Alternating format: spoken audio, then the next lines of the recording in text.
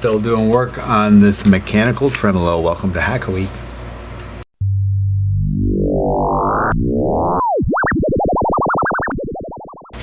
Yes, the mechanical tremolo is still at it. Part 1 showed you the shortcomings of this little wire thingy going on right here, and that's not really working. I want to redesign all of this and this. First thing I'm going to do right off is this needs a support on this end, so just a right angle piece coming off here with a dowel there that slides into, and then it can move back and forth freely and keep this from happening. That's what's going on too with this, is it's, you know, the whole work that it's doing making this go wonky is not good, so we got to work that out first. I guess it's still sticking pretty good. There we go.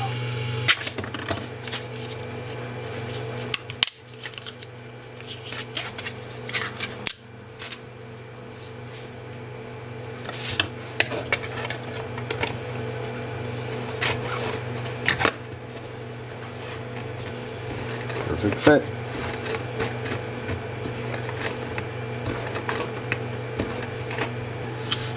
Now, let's see, there should be supports underneath this. Yes. And then we have a dowel, which should fit nicely in there. Yes, it does. All right. You can see right now the tricky part's going to be getting the screw in here.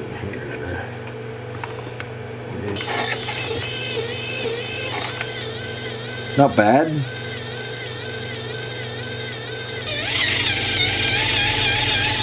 Probably been moving about like that on the average time. It's a little noisy, but it's a lot more stable. If there's a load put on it, it just kind of deals with it now. Nice. Okay, that's working. That's going to adjust the depth of the tremolo. Now we need to rework this whole red portion, the potentiometer mount.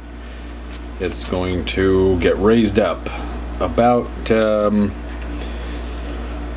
well, here's the deal. The spring that I'm going to use, that's going to go under here this time, will compress all the way down to 10 millimeters. So I need a minimum of 10 millimeters clearance between this and this. So I'm going to raise it up. I'm going to give myself a little extra, 12. So I'm going to move it up 12 millimeters from where it is now. All right, here is the potentiometer holder. There's that word again. I want to move all of this assembly that away. So if I get my camera, my orientation about here, then I'm going to grab this tool and I'm just going to select this whole upper portion. I want to move this whole assembly up about 16 millimeters. Yes, I added to that dimension. I'll explain more in a minute. Let's get this on its side. Now we're going to grab the move tool. I'm going to click in the center right here. I'm going to pull that way. Then I'm going to type 1, 6, enter. Boom. All right, next I want to pull the walls of this, I'm going to call it a tang, sticking out from this thing. I want to pull these out parallel with the sides, so we'll just grab the push-pull tool and then drag and just click on a line on an edge. Automatically takes it to that edge. Drag. See, I can go over here and define that as the edge. Thor agrees. He's down there on the ground, totally agreeing with me right now. Okay, so this is the hole that I wanted to change to a 10 millimeter size. So if we just click on it, right here, over here, there's how many segments, there's the radius. It's got a 1 millimeter radius right now. Let's give it a 5, enter, 5 millimeter radius. I still got an artifact left over from that other thing I had through here. Yeah, I kind of deleted that wrong. That is a thin wall right there. I don't like that. I want to make that whole wall a little bigger, so more like 2.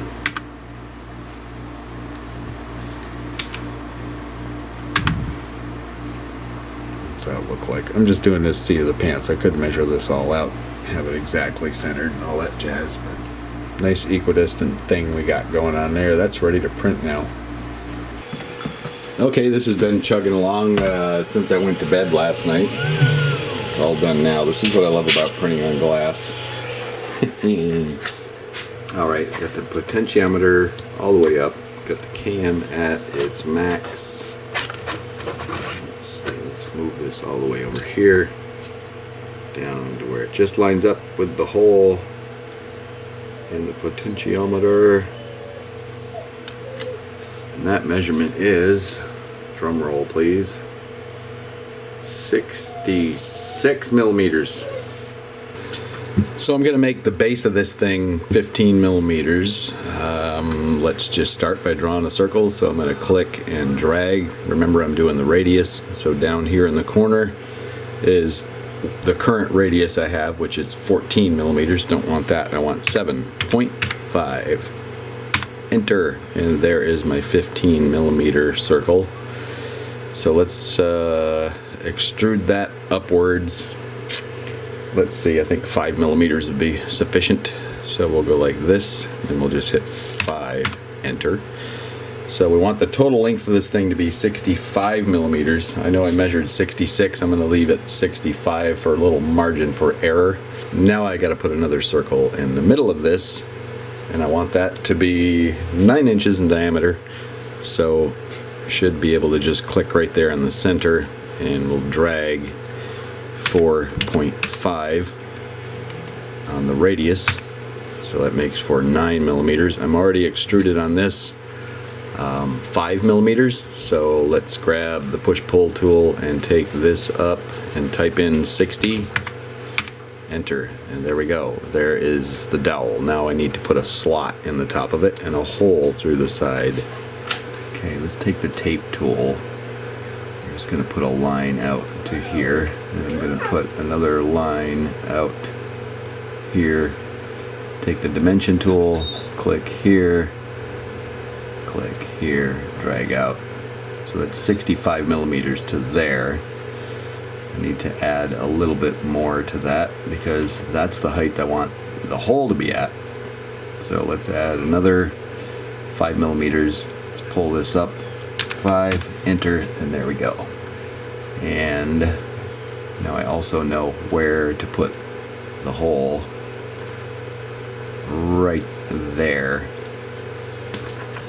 I need a slot in the top of this, so let's go up here and let's see. Let's first define a center. So I'm just going to click there to there, and I'll click here to here. Okay, there's my center point. Now I want this slot to be how wide? As I am off camera measuring, let's make it 3 millimeters wide. So now I'm going to draw a line from here and click that and go 1.5, and then I'll draw from here to here 1.5. Now that dimension across there should be 3 millimeters. We can check that like this. Click there to there. Yep, 3.05. So I need to establish a center line. Let's grab the midpoint here, click and drag to the midpoint there. So there's my center line for that side. We need to go 5 millimeters down from this top edge. That should put us at 65 millimeters because, as you remember, I actually, let's just click there. 5, boom. That's where the circle's got to be. 1.2, boom. There we go. There is that hole. Now we need to push that through over to this curved edge. Not sure what's going to happen when I do that. Let's find out. Let's grab the push-pull tool and push this through to that end point. Okay, now let's go take a look on the outside, see what we ended up with. That's what I thought. It's going to show as something that just poked through. So I've got the hole here, but the funny thing is I can't get it to penetrate all the way through to the curved surface on the other side. Right? So what it ends up is with this on the other side, but rather than trying to work it all out, I'm just going to leave it like this and drill a hole in it later. Simple solution to that problem. Maybe someday I'll figure out in SketchUp how to extrude or push-pull a hole through a curved surface. But anyway, for now, I think that is good enough to prototype, print it out, and let's see what we get. 49 minutes, we'll know if this is going to work. Save to removable drive. Eject, and let's go to the printer. So while we were out at the printer there, letting it run and cool off, and I'm about to pull that part, I modified the motor carrier just a little. I put a bigger screw in here, I shortened up the cam a little, and it runs much smoother now. Not quite as janky. Cool. And I've got the gear mounted up. So we're ready for the push rod. Look at that. That's a thing of beauty. Let's install it. So we're gonna get the motor drive off. Oh, wow, close. There we go. Let's put our spring on. Spring. And then this. And then we need something to go through there. We need a pin. How about a screw? Let's just try that.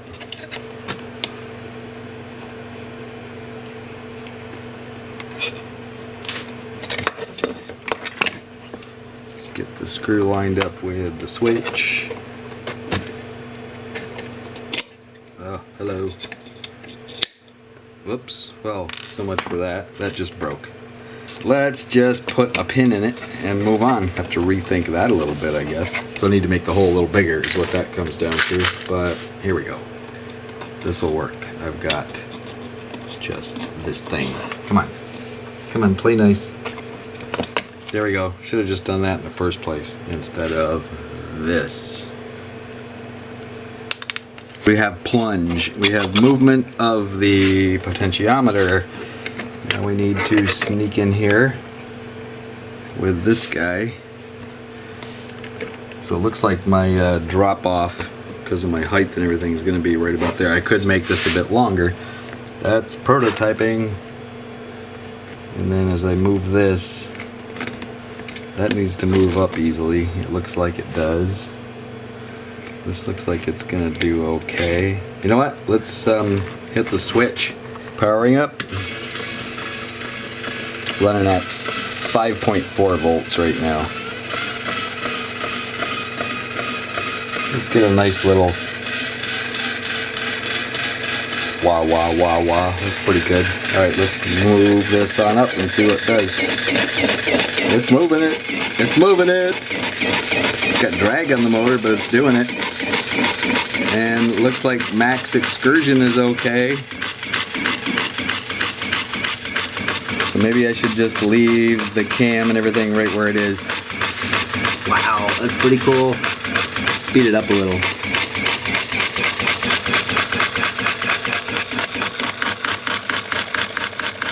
Yeah, that's perfect. But, oh, it's hanging up there. There we go, that's maximum. Because it has to clear the housing. Yeah, there we go. Awesome. It tends to speed up a bit as you drop down into the lower parts. But I think that's about all I'm going to get. Yeah, that's good enough. I got modulation there just a little bit. About halfway. And maximum. Sweet. Let's give it some beam. Go up to 12 volts.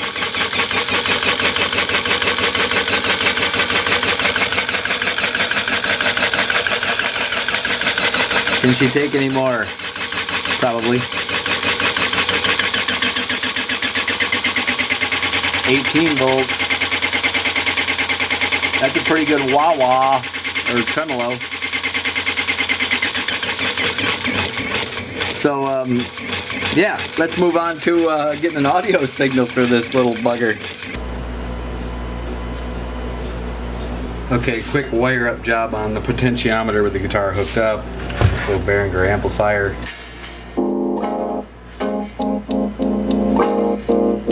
This is gonna sound cool. Alright, pushrod 2.0.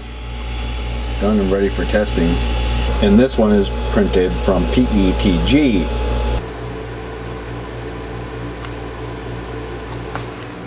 Woohoo! It's assembly time. I am excited. Put this in place. Get our little pin through here. This little pin worked out great. Let's just fire it up, see how it does. Looks just fine.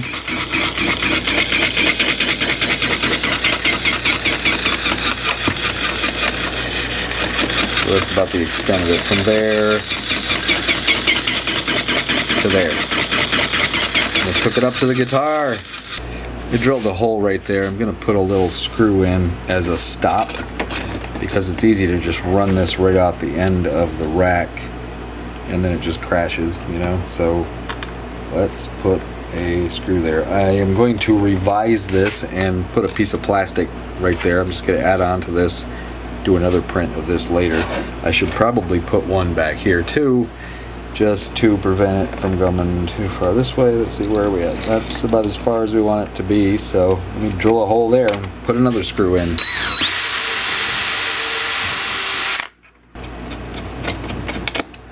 Alright, let's check that out. So we can go that way, bump, that way, bump. Okay, let's see what we got here.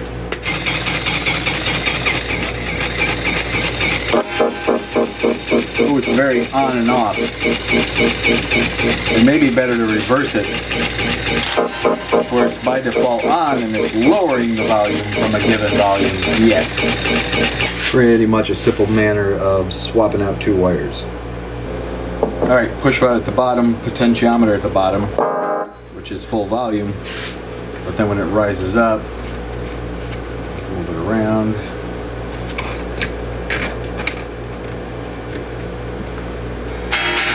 It's not there.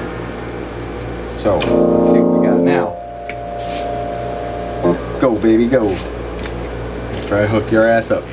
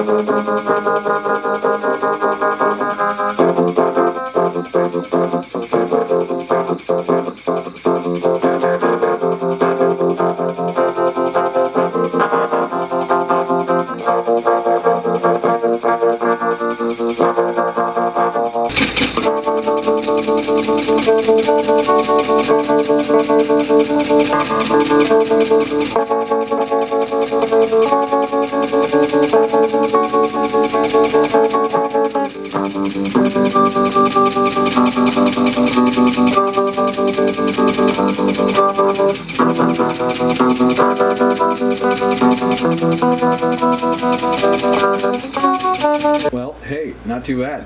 Pretty neat build so far. Might put it in a box at some point. It's kind of wild.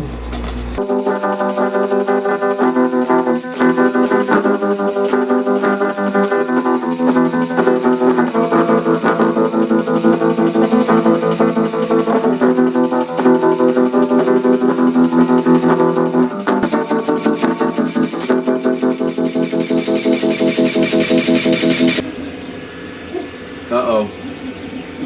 Fried. It's cooked. Ooh, it's warm. Wait, I think it's back. It's just overheated and fired. Well, I wish I was a little better guitar player so I could really riff out on this thing and play some cool stuff. Anyway, good enough. You know, you see what it does. It's fun build too. I think I'll put all these pieces up on Thingiverse once I get them sussed out a little more. And any potentiometer will work. You just kind of redesign to suit your needs. And you saw a little bit of how to play around in SketchUp. I hope that encourages those of you who have not messed with SketchUp to play with it. It's really cool. Just open up the 3D printing template. Look for a 2017 download. 2018 is a little different. You get it free for a while and you got to pay for it. The other one's still free. So 2017 SketchUp works well for me. Try it out. I think that's it for now. I'm gonna put it in a box later and we'll come back to it at some point in the future, and I'll probably play with it a little, literally with the guitar in the meantime. It's cool. It does just what I wanted it to do with all the mechanical bits that I wanted it to do. We wanted it to do. Got to give credit to Emily Velasco. This was discussed in a podcast we did, so there was the spark that ignited in my brain, and well, I built it. So thanks for watching. Thanks for all of the likes and shares and subscriptions and whatnot stuff. It's YouTube. Anyway, until next time.